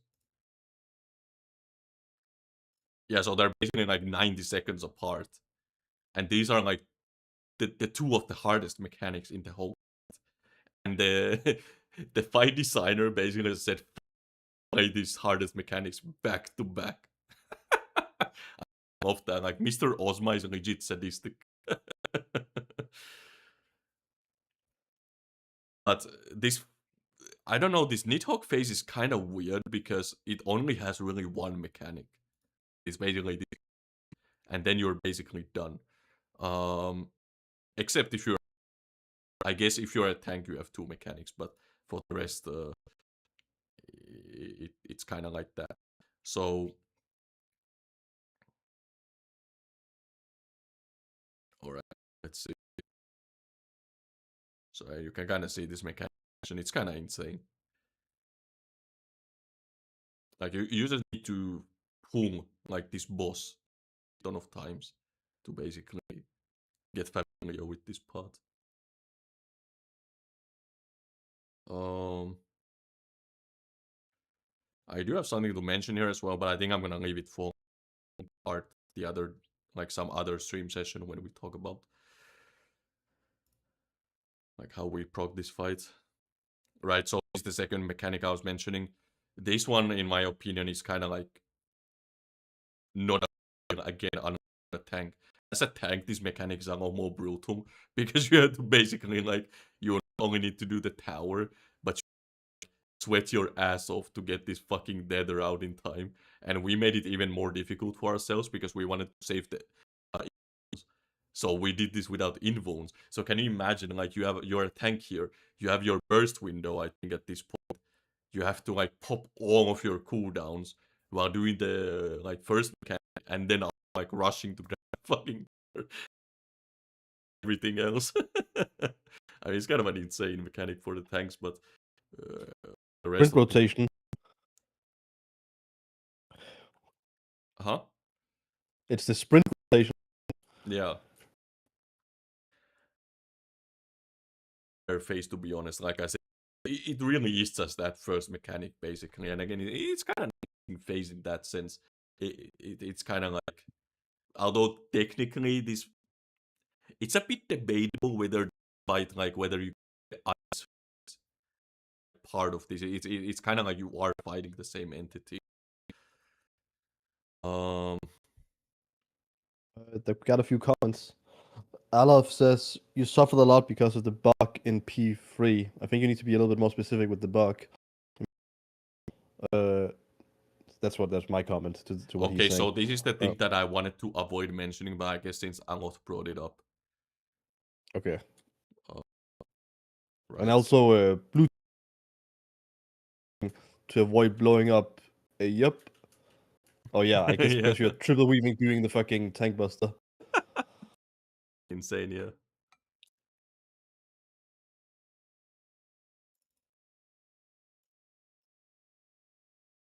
Well, you can explain if you want to, or you're gonna find a POV of it.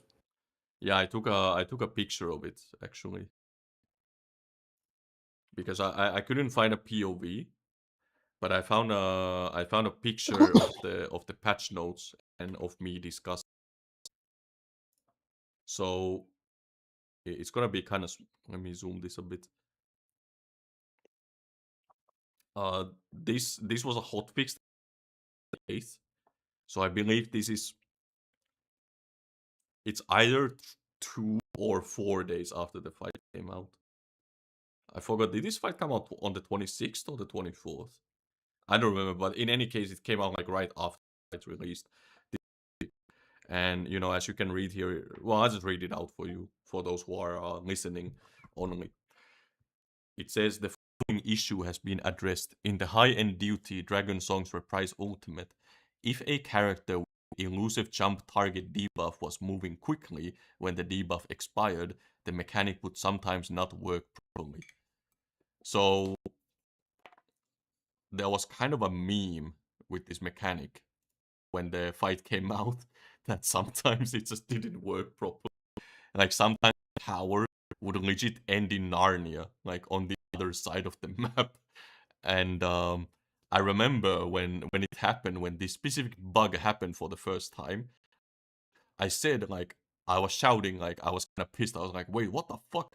Whoa, like bro, I did that correctly." And so someone in the raid group, I think it was like two other guys, said like, "Nah, bro, you just fucked it up." Because it's like a common thing with FF14 raiders, right? Like they blame like the net code, they blame the lag or like something. But they're full of shit, right? They just messed up and they wanna blame something. But then I pull up the POV and I show them like, look, I did it correctly. And then they were like, oh, wait, yeah, wait, what? So I thought that was kind of funny. I had to basically show the receipt that I wasn't just making it up. But yeah, I don't remember the exact nature of the bug. The patch notes mentioned something about moving too fast. My memory is a bit hazy on it. But I definitely remember it happening to me. The reason most people don't remember this is because it was patched so quickly. Like very few people made it to that phase, that fast. So, uh, so I also have like this a Discord message I sent to my friend. So I say here the tower's bugged because of ninja movement. or something. Because like at this time, I didn't know what the bug was. I still kind of don't know what it was. And I kind of like speculate here, like, was it because of QA, or was it just the servers kind of being overloaded because everyone is doing the ultimate? Um, so I don't know. It wasn't a massive bug though. Like I don't want to leave this impression that it was like some giga broken mechanic. Like for example, virus in 07 as Guardian. Like that was a legitimately busted mechanic. It wasn't quite like that. And you kind of have to accept that with fights this complex, you will probably have some minor hiccups. And you know, in their defense, they fixed it pretty fast when it became apparent. Um, so most likely, what happened is probably when they were playtesting it, they didn't see the bug because they had like better latency when they were playtesting it or something. I don't know. But yeah, I mean, you know, it kind of happens. I remember in top there were some issues as well, like some minor problems they had to address, like with auto attacks and stuff, such. So I'm not too fussed about it, right? I'm not here to say like, oh man, like, because you know generally the QA in FF14 is phenomenal. You know the fights are always very high quality and thoroughly tested out, and DSR falls into that category. But there is another mechanic that I want to show later that was also a bit busted, but that was very unique to our case. Most people don't even know it. Yeah. Okay, so let me just check the notes, and after that we can take a break. Because yeah, I do need to take a break as well. I've been talking like almost 2 hours non-stop, bro. Like, this is ridiculous. I didn't expect to. I knew I would be gushing for a while, but this is bro, this is crazy. Absolutely crazy.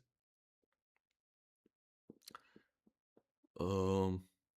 Okay, so I write here wormhole, which is what I call that first mechanic. Has a really good flow to it, though minus points for the broken elusive jump mechanic. So, like I said, it's like extremely minor nitpick. Um, and I also wanted to mention something, by the way, because I said the tanks have to sweat extra. But remember when I showed you the first trio, where I kind of said the tanks got to sit that one out. I kind of like the fact that the tanks get to like do the first trio more chill, but then to make up for it, they have to sweat here. I think that's actually a really cool design decision. Instead of everyone doing the same mechanic, they kind of like have the tanks do a different role, but then they kind of like make up for it later. I actually really like that. I don't know if that was intentional, but it definitely works out here.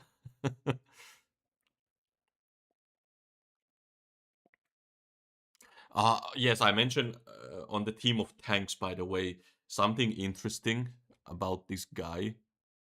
Actually, for this, I do want to show the footage. Uh-huh. Let me skip to like these parts, later parts. Um. So yeah, something interesting is that you cannot actually move Nidhogg here at all. Like we actually tried it. If you for like here, for example, if the tank went all the way to the wall, Nidhogg will just stay here and continue autoing because his auto this auto it's like a range attack, even though it kind of looks like a melee attack, but it's actually a range attack. It was kind of a strange design choice, but I think they did it so that you don't accidentally like imagine that first mechanic. If the tank were to move the boss like to the north, it would kind of break the mechanic a bit, I feel. So I guess that was the idea. I think his auto, by the way, same thing as Thornton. I think his auto also cleaves. That's why you have to be careful during that first mechanic to avoid cleaving the party if you're a tank. That's kind of cool. Uh, okay. No. I had one more thing to say about this encounter, this phase. I'll just repeat what I write here. I like the design of this phase where you can actually mess up the Dynamo Chariot without getting one shot. It's just made difficult with the brutally punishing damage down. Also funny how killing yourself is better.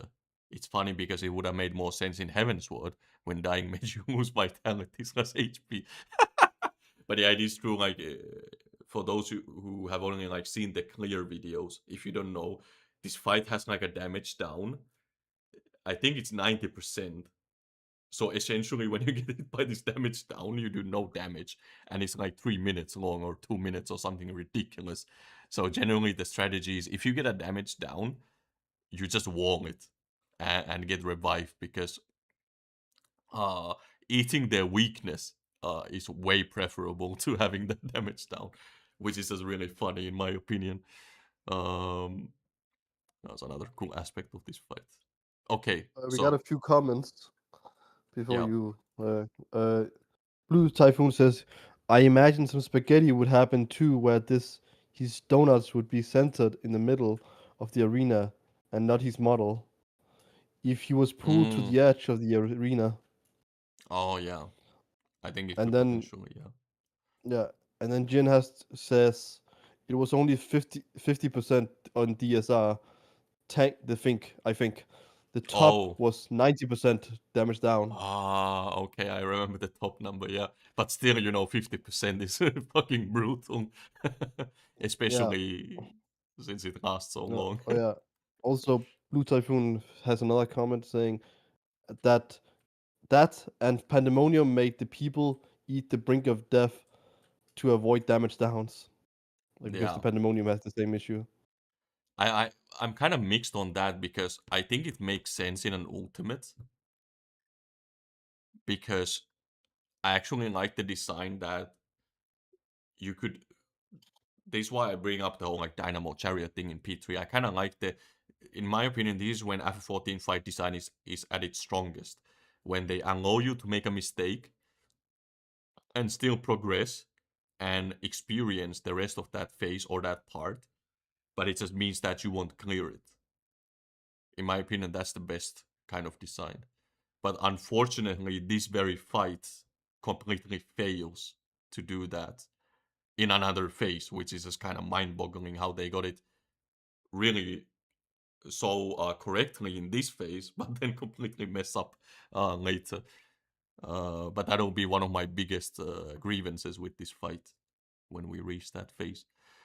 Um, so the last thing I wanted to mention about this phase, this is really fast to mention because I think I cannot I can how do you phrase this in English? Jesus Christ. I cannot not talk about this phase without bringing up the meme, because I think it was made popular by there was like some I think some WoW streaming group or like raiding group like streaming this fight. I think it was like Echo or something. I didn't really follow it, but I think people were talking about some meme, when Nidhogg comes down, like his voice line. I think the meme was something like he says, "I am named Kyle" or something, and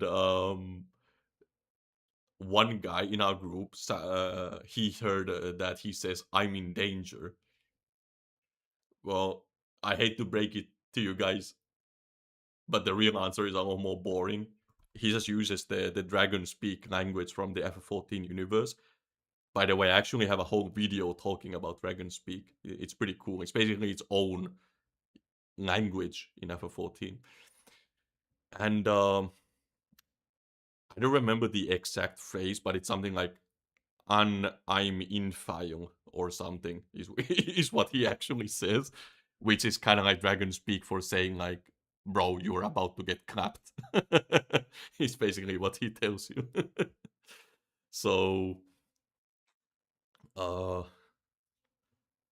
yeah, I hate to be the bearer of bad news, but he does not in fact say I am named Kyle, although that would be a legendary voice line. Yeah. Yeah, boy. So then next we I guess we're about halfway through the encounter. Oh wait, are we even halfway? Oh fuck, there's 15 more minutes. Bro.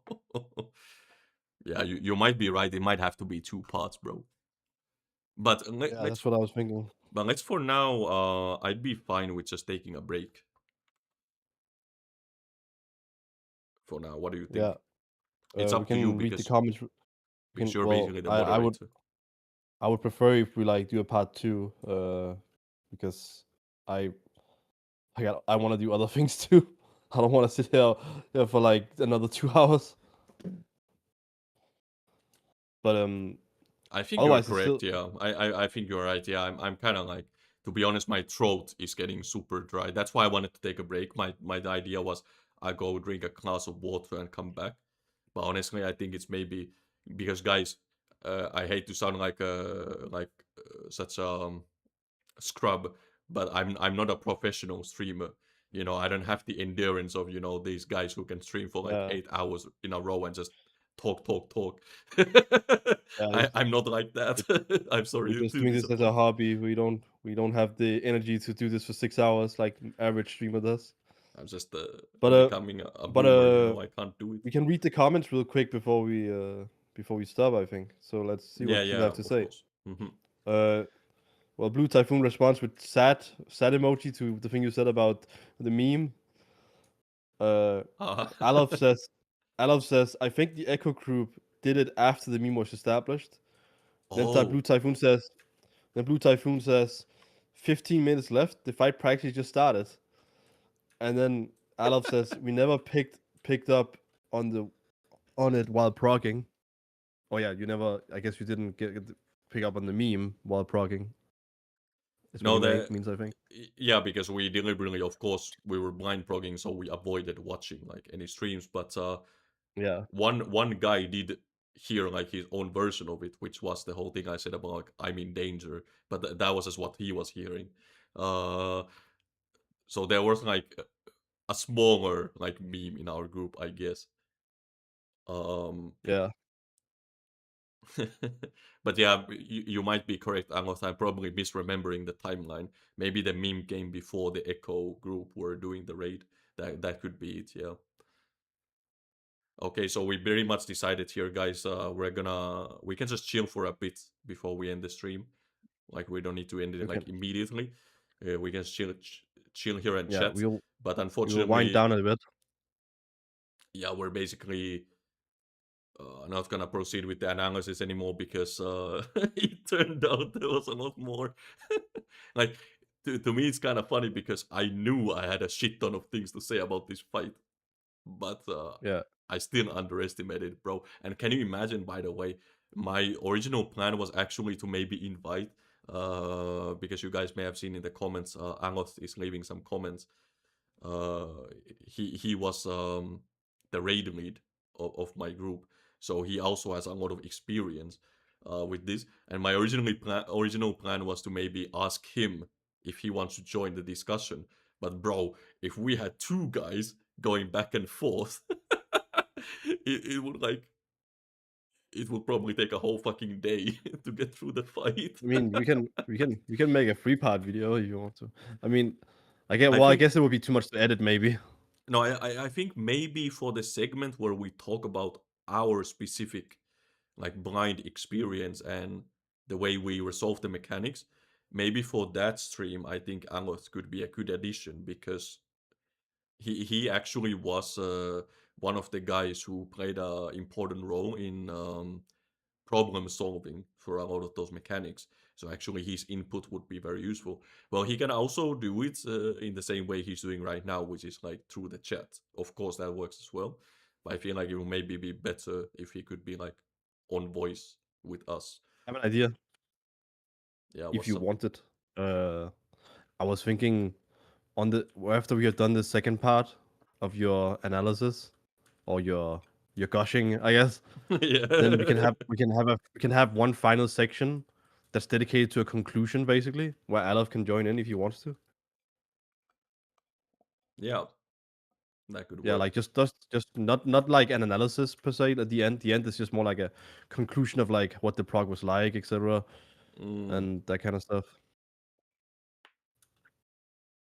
What kind of challenges you had to face, etc. What kind of you could like maybe prepare like some small questions, like a mm. very small list of questionnaires for the conclusion. I think it could be interesting, yeah, because it's definitely. I feel like it's pretty rare to come across people who did an ultimate blind, and indeed, I can straight up tell you that with the current schedule I have, or like lack of free time, essentially, there is no way I could commit myself to doing something like that again.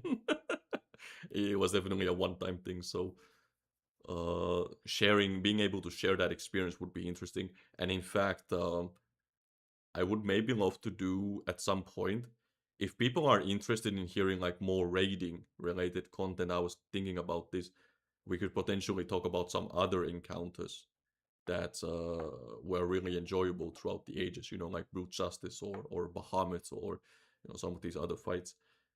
Although now that I'm now I'm seeing how long these take, I'm kind of dreading it. Like how long would I Oh talk yeah, about with Bahamut, for example? and not to mention the amount of editing you have to do. It's gonna be Yeah, some pretty long editing. But but it's part of the process.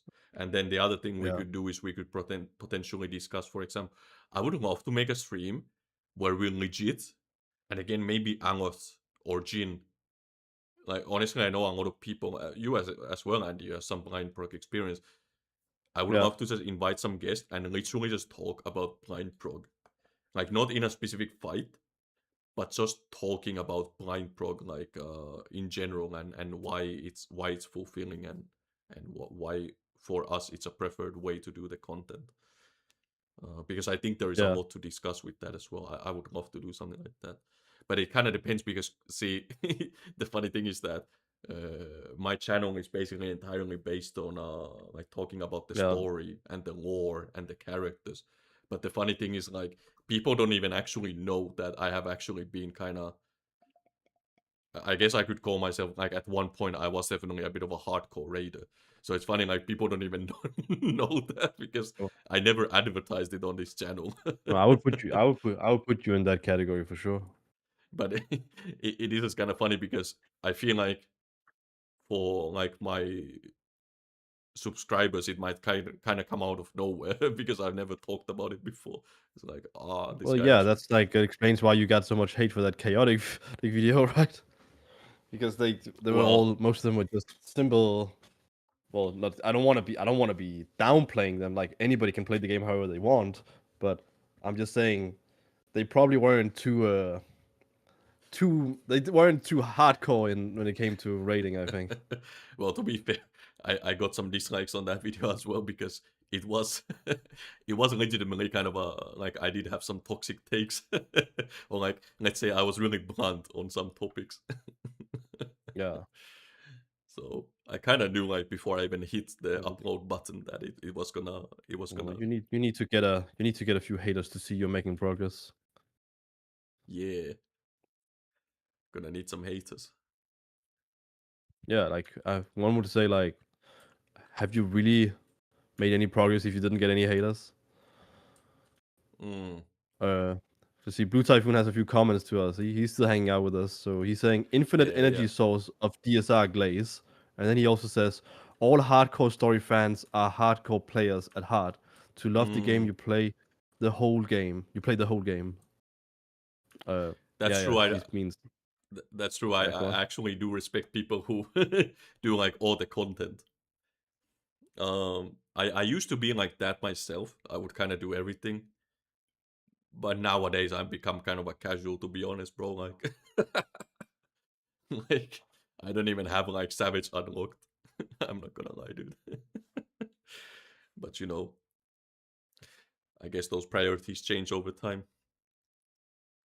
Yeah. But yeah, no, I do, especially Jin, Blue Typhoon, and Amos. You guys are legends that you actually stuck through this whole like 2 hours of me just rambling about this. My whole like psycho like rambling, schizo rambling about this fight. Damn, that's awesome. Blue Typhoon says W stream and W fight. Yeah, I am definitely looking forward to returning to it. I need to make a note as well. Uh, cut off Yeah. point here. Let's make it really big so I remember it.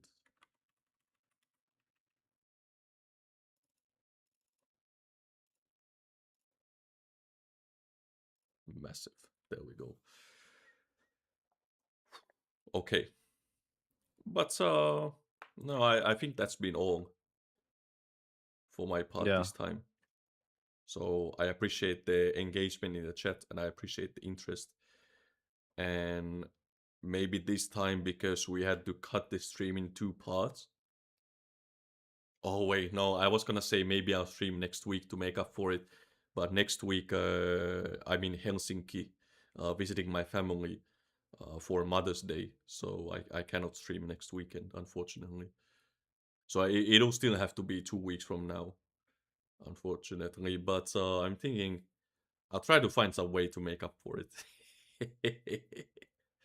Yeah. Yeah, boy. Um, and I also have another upload that I'll maybe try to, because see my I don't think I actually explained this. I'm such a pepega. I forgot to explain this part completely. See, my logic why I wanted to make this DSR analysis right now is I kind of wanted to have it coincide with the ultimate release with Kefka, right? So it's kind of like a very relevant topic. And I still plan to hit that deadline. Yes, So you want to like do it before the release comes out? yeah, I kind of want to do it like on the weekend just before the release. So it's kind of like we before the new Ultimate comes out, we can briefly reflect on like a previous fight and what did it what it did correctly, and then as well, it's really cool. We can look at the new fight and see like did they actually hit some of those points that I talk You about with DSR. I was thinking I was actually thinking maybe because Jin is the one who is well, I don't know, did Alov take a break from the game? Or is he still playing Yeah, Ultimate? no, he's taking a break. He's like a turbo casual like me, so. But Oh, okay. I know Because Jin is progging it. Yeah. yeah, so I was thinking like if we could maybe invite Jin if you're Mm. interested in having a little bit of discussion. Of course, we're still gonna like we still need to moderate the time because like I imagine the more people the longer it's gonna be. But if we can moderate the time really well by like keeping it focused, I think Jin could be like a really interesting perspective to have into since he's Yeah, proccing all of them. I think so. Yeah, that could be very, especially, but it would probably be the weekend after, unless they clear it really fast. But I'm being kind of cautiously optimistic and saying like they probably won't clear it in like 3 days. Yeah. Also, So Sino XIV says, "Gonna have to rewind to catch this. Thank you for your content as always. Appreciate you. We're sorry uh that we just and yeah, he just joined. I think. that's the kind of timing I usually have to like events. I usually just show up at the tail end and I'm kind of like completely lost, like what is going on here, bro? Like always turning up at the wrong Yeah. time. So I actually feel for you. So I Yeah. know that's that's unfortunate, but yeah, you should be able to watch the VOD, and if not, as always, I plan to like upload these videos eventually, and actually the uploaded video is better anyway because I'm gonna trim out the empty and like filler bits, so it's gonna make for a better listening slash viewing experience. So yeah, you don't need to worry about like missing out. It's not gonna be like exclusive content. You'll Yeah. be able to watch it one way or another. But basically, to give the TRDR, we were basically just gushing about the Dragon Song Reprise Ultimate, and we realize now at the end that this is gonna have to be 2 parts. We basically reach P4, and now we have to cut it short because I underestimated how much I would gush about the fight. But it's part of the fun. All right. So if there isn't any more comments in the chat, I will probably just end the stream now. Once again, thanks for all of you guys who were commenting. Sino, Blue Typhoon, Jin, Amos. I appreciate Yeah. it. And thanks for Don't forget to everyone watching. subscribe. Yeah, subscribe to my channel if you haven't already. And actually, no, I also appreciate the viewers. Like, even if we had some people lurking, I respect Yeah. you guys too. Yeah. Yep. Yeah, and press the bell icon to get your notification the next time we stream. Yeah. And I recently dropped a video if you want to watch it. It relates to like Ever Cold, and our expectations was actually the previous stream we had. All right. But in any case, thanks y'all, and see you next stream in 2 weeks. And Yeah, see you guys. have a nice day.